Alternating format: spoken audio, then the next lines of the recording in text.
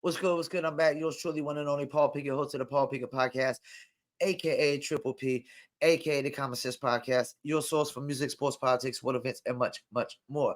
Today, I want to react to a video where Nore talks about podcasts versus record labels.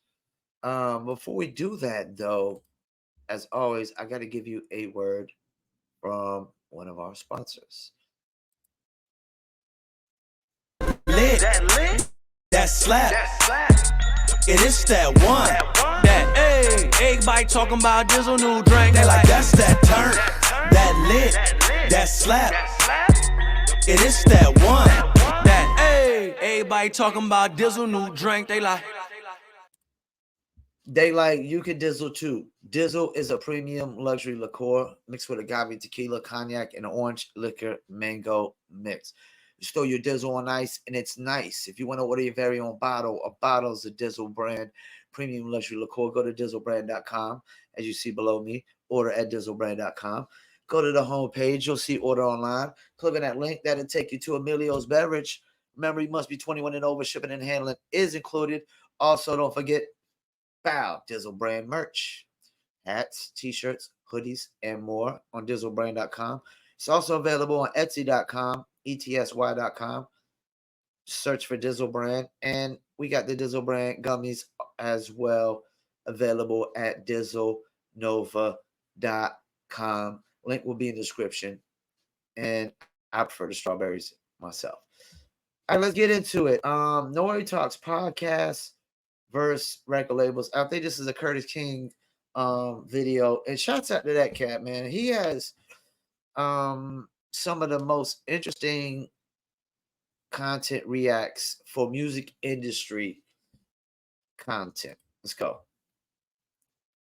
Rappers continuing to evolve. Shout out to Trick Daddy. You know that. He has a cooking show, and he had Nore. They started discussing podcasts. Nore goes a completely different direction because, you know, obviously Nore is the host of a popular podcast called The Drink Champs. Listen to what he had to say. Podcast, $1 million worth of game or Joe Budden? Taking a shot for that. By the way, $1 million worth of game and Joe Budden's both coexist.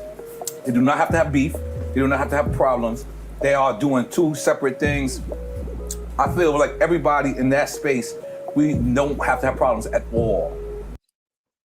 Let me stop for a second. I don't know if they were just asking like which one would you pick over there, or if they were trying to act like they're the top two. To me, the best hip hop podcast right now is My Expert Opinion with Math Alpha. To me, that's the best hip hop podcast on the planet. Let's keep it moving. Podcast is not like being signed to a record label. When you sign to a record label has your choices of who and what and why and when. Yeah. If you're really a podcast and you're really signed to yourself, you stay up to date. You can stay up to date. You can do whatever the fuck you want to do. You get a nigga do something that's exciting, and he getting some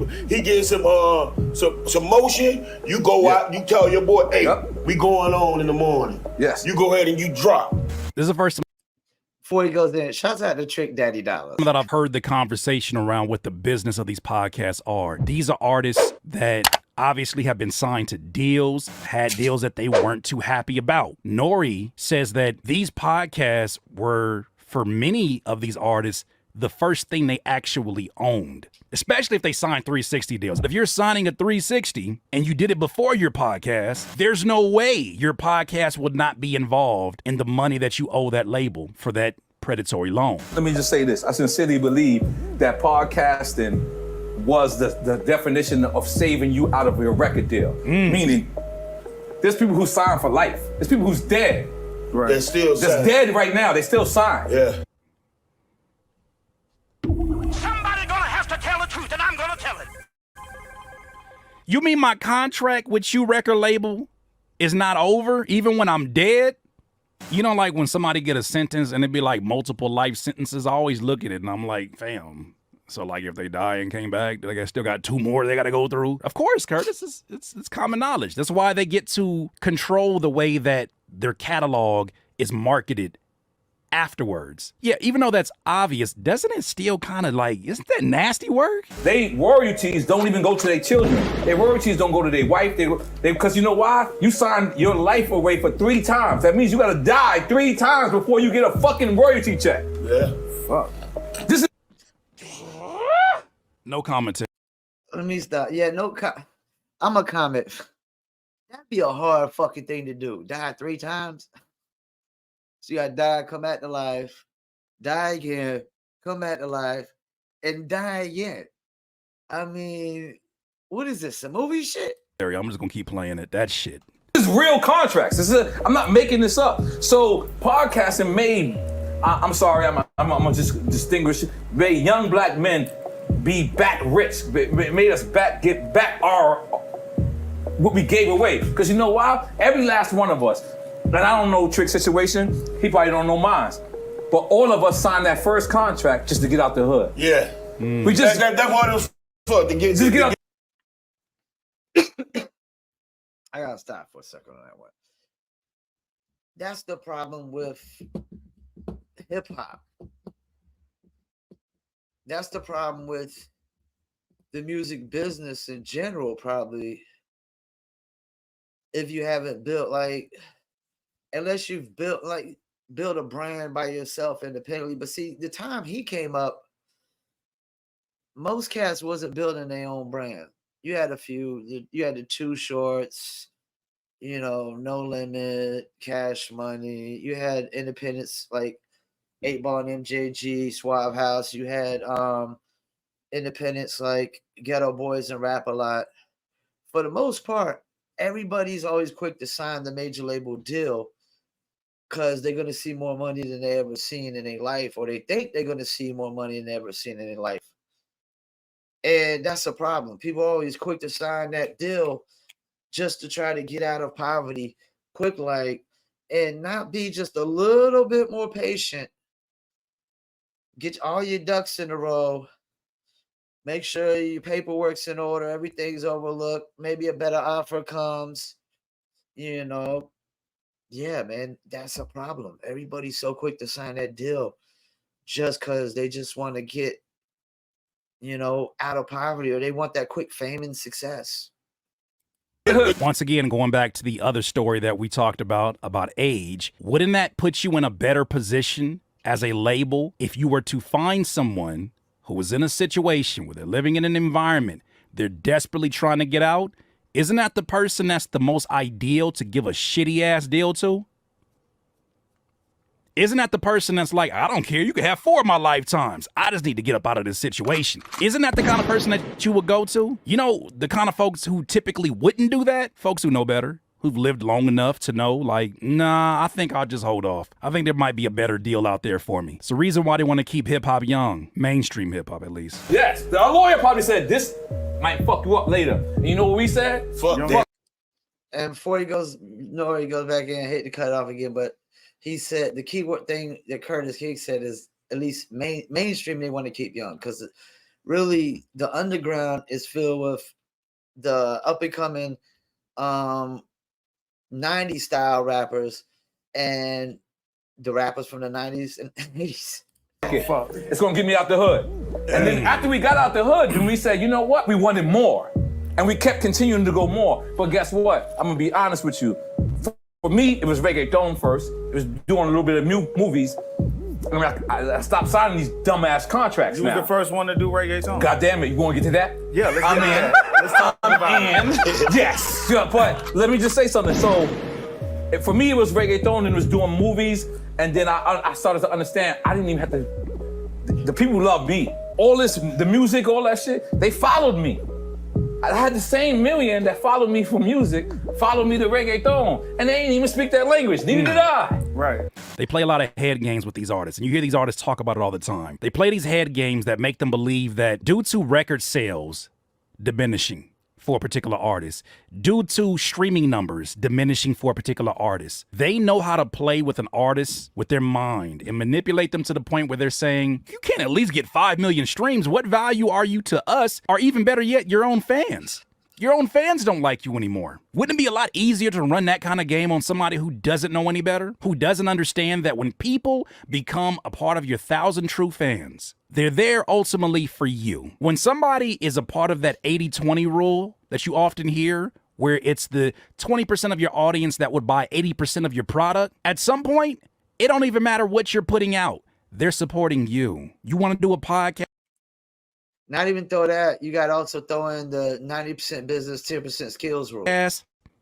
Yeah, hell yeah. I'm a super fan. Wherever you're going to go, I'm going to go.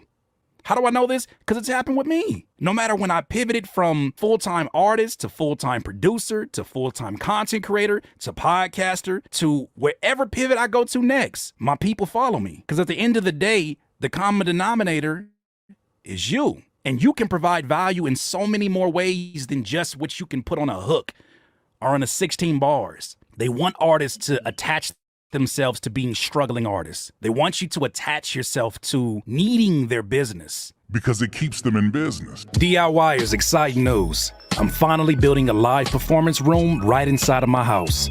With your help, I want to slowly turn this room into a space I can give you live music performances, guest music appearances, and even more incredible content. But I need your help. Support this vision of independence through my Patreon at patreon.com/Curtis King. Together, let's step into the future of live music.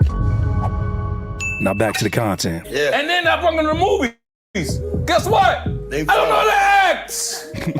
I'm just being me. I play me every role. That liquor.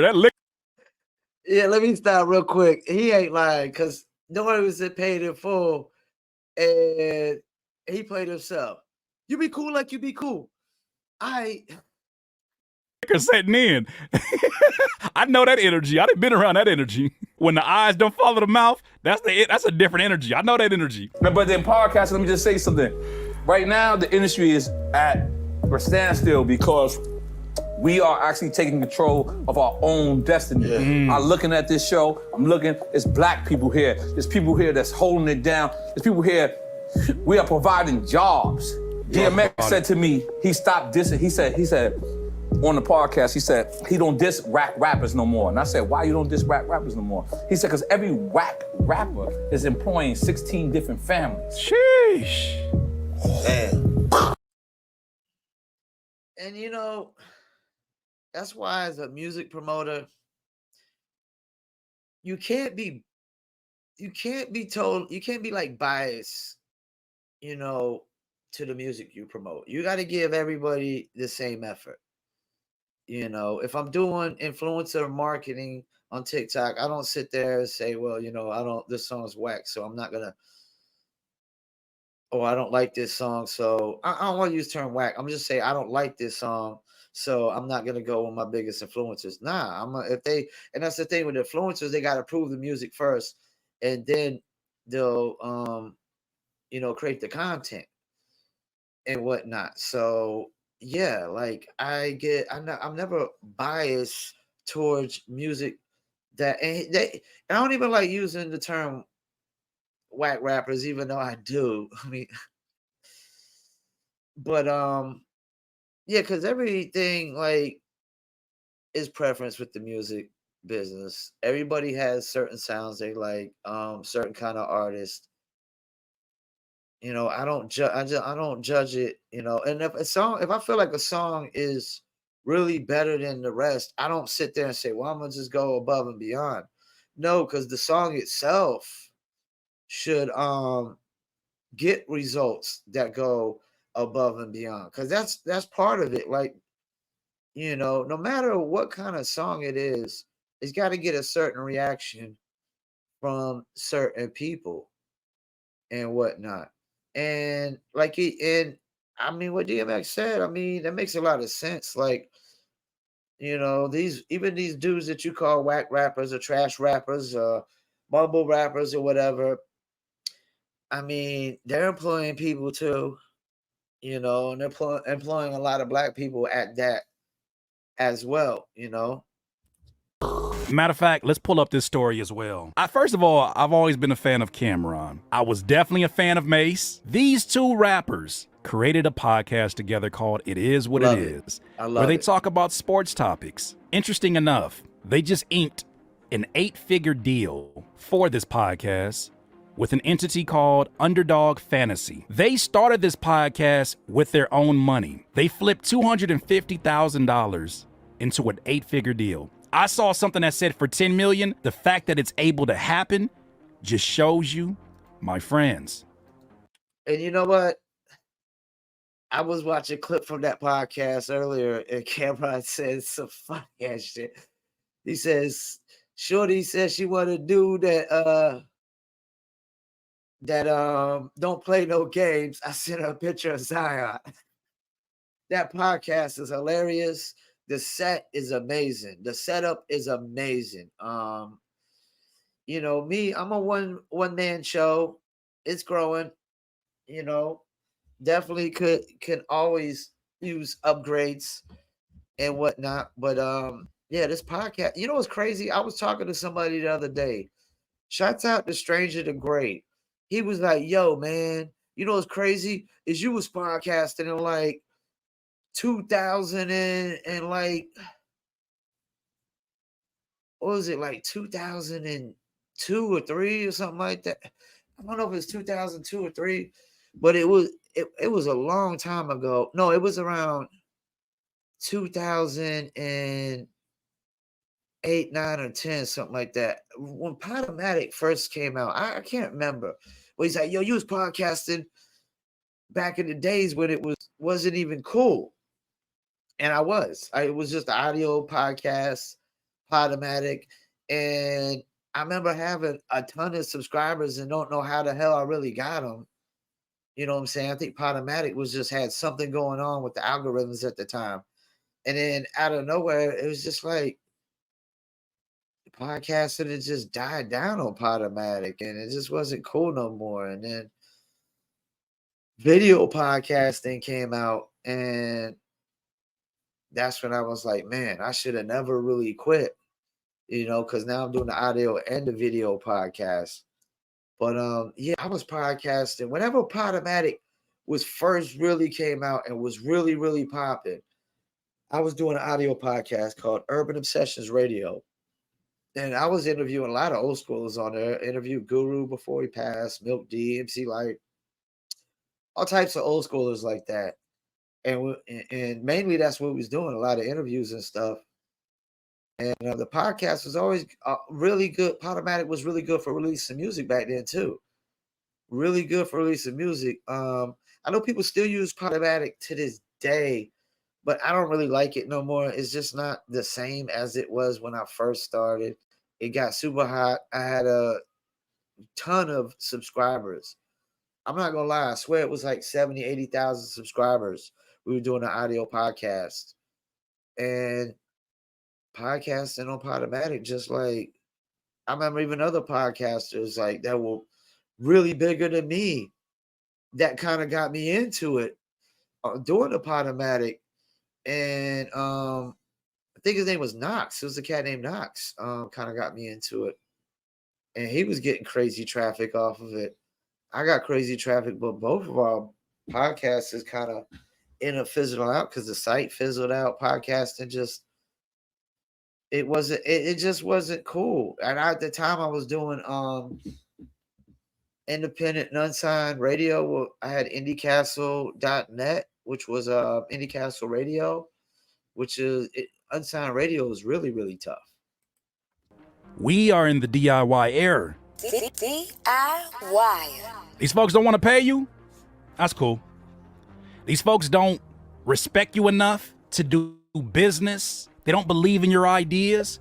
All they want you to do, rapper, is do these dumbass TikTok dances because their analytics guy who doesn't know shit about making music or being creative was given a job, and because his job is attached to a name with a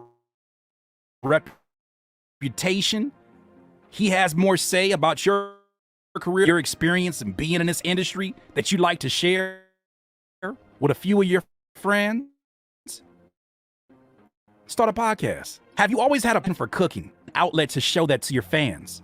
Do what Action Bronson does and start your own cooking show. We're in the DIY era no matter what industry you're in. It is no longer an excuse strong enough to say they closed the doors on me. Let me stop real quick. We should have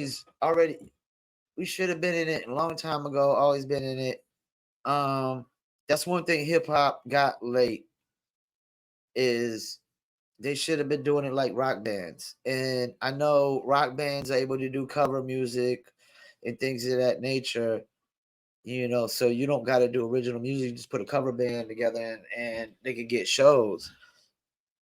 But yeah, I mean, what do you expect when you go to a label?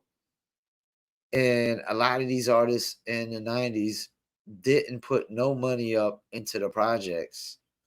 Somebody else is putting everything up. And they act like the deals are supposed to be like 50-50 partnerships, man. I've never really understood that concept in the music business. Like, if I'm putting $1 million up for your album, giving you, to produce and market and push your album, and you're putting up 0, there's no 50-50 splits. I don't care how much value you put on your music, man. If you brought $0 to the table, man, there's no 50-50 splits and I'm putting up $1 million, man. Like, I never understood that aspect of the music business because there's just so many people that ain't putting up no money into their own project. And they want to put all this value on their music, but they're not willing to invest into their self. It's kind of like how I think about the Locks. Jadakiss always says, he says something that always stuck out to me. He said he prefers to have the major label deals, so he's not risking his own money.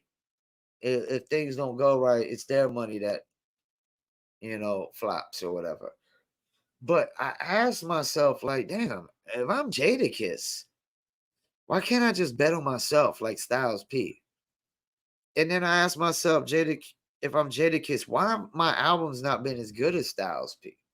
Because I haven't bet on myself. I wasn't independent.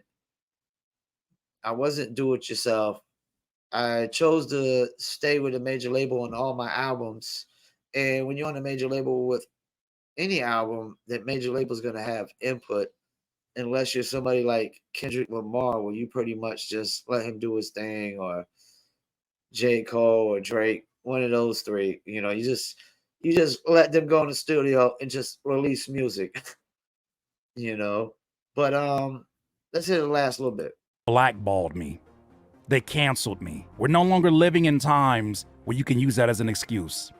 Because no matter what you do, no matter what platform you go to, as long as you follow the guidelines of the platform that you're on, you can find a way to convey your message and attract the people who will ultimately become your listeners, your subscribers, your fans. And as Nore drunkenly put, still brilliant, but drunkenly put, they followed him everywhere. It shows you how level the playing field actually is. Now, obviously, these people come with their own fan bases that they've established from music. If these kind of deals are going out for folks who are successful because they established something aside from what their specialty is, DIYers, keep going.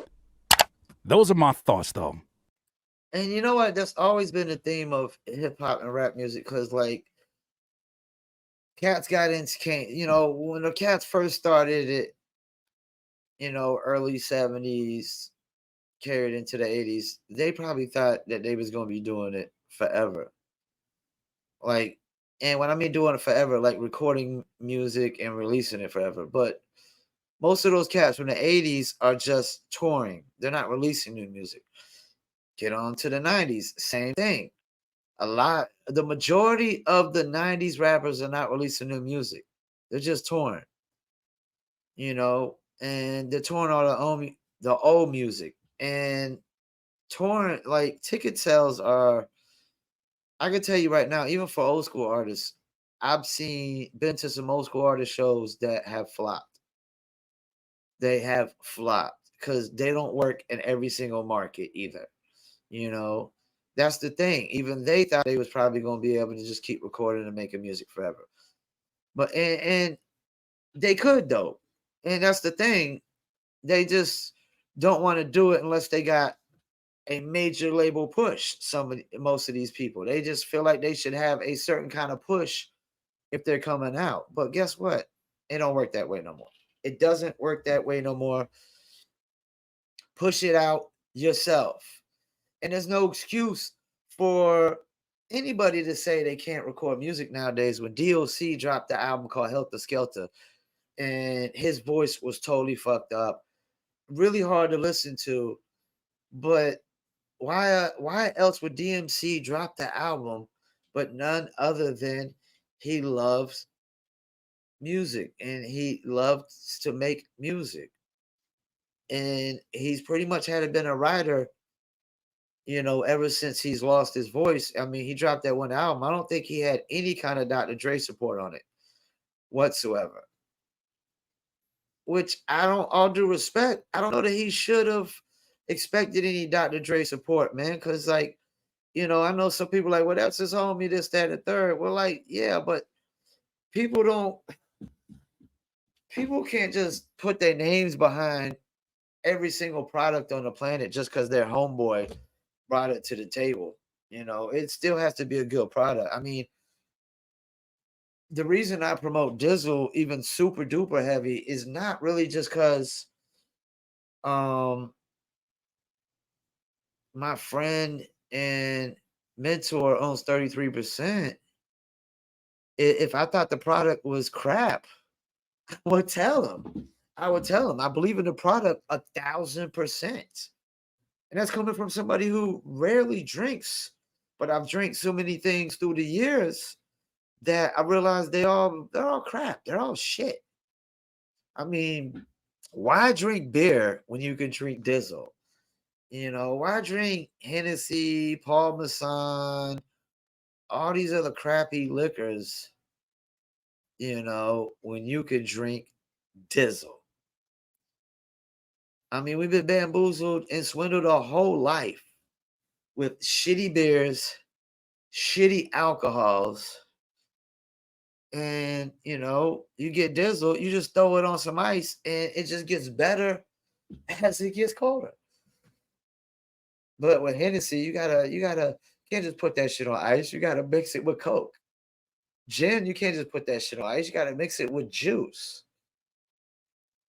But Dizzle gives you that. All right. Once again, I want to thank you for tuning in, Paul Pickett Podcast. What Nore said is very interesting. An artist should have always had the theme of there's no longevity in rap.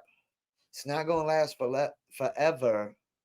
So you should have been investing into the podcast, the content creating, the t-shirt company, the chips, the cereal, whatever it may be. Whatever it may be. You should have been branding your name on other products long time ago.